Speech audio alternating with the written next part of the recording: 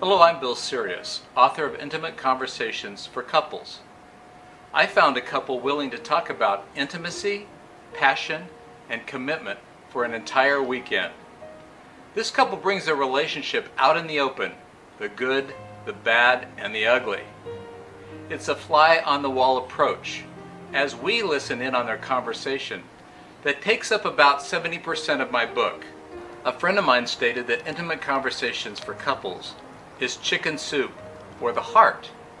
I love that sentiment because my hope is that intimate conversations will be to conversations what chicken soup for the soul has been to stories, a source of inspiration, encouragement, and practical help. And I hope that also is the same in your life and in your relationship as well. There are so many heart-to-heart conversations just waiting to happen among couples in various phases of life, between friends, family members, even business associates with which we spend so much of our time. The intention behind this book, indeed this series, is to pave the way for more in-depth dialogue, getting people talking, listening, and acting in more respectful, loving, and affirming ways. It would be a tremendous honor to cheerlead such an ongoing dialogue. The couple I found represent the different perspectives that men and women often bring.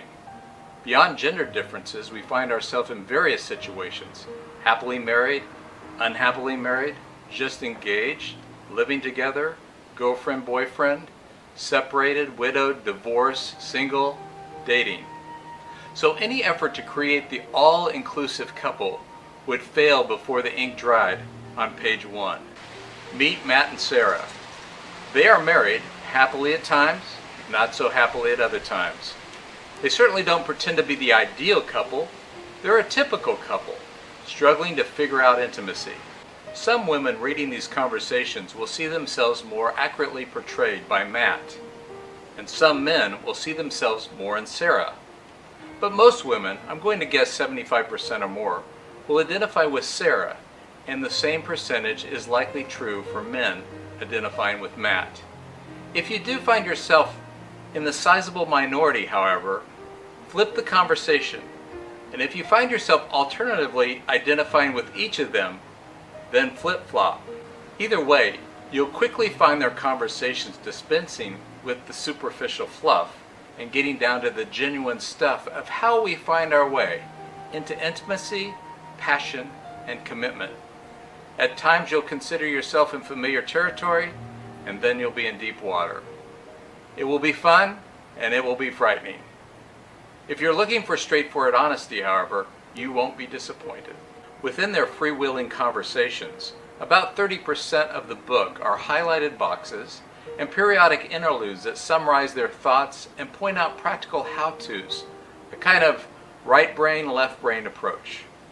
Also along the way, you'll find places to add your thoughts, so feel free to evaluate, disagree, have an aha moment, and focus on what's relevant to you.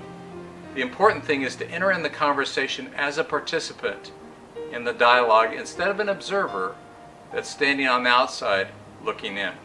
None of us naturally know how intimacy works for the opposite sex. We have to get into their gender world and see their perspective. Even then, when we think we've gotten it, something blows through our relationship that sets us back to square one, or close to it. Since we're all a mixture of feminine and masculine traits, relating to each other is both frustrating and fascinating. By joining the dialogue, you've made a similar commitment. This encounter will surely change the course of their relationship and yours as well. We're looking forward to seeing where it all leads. So let's talk.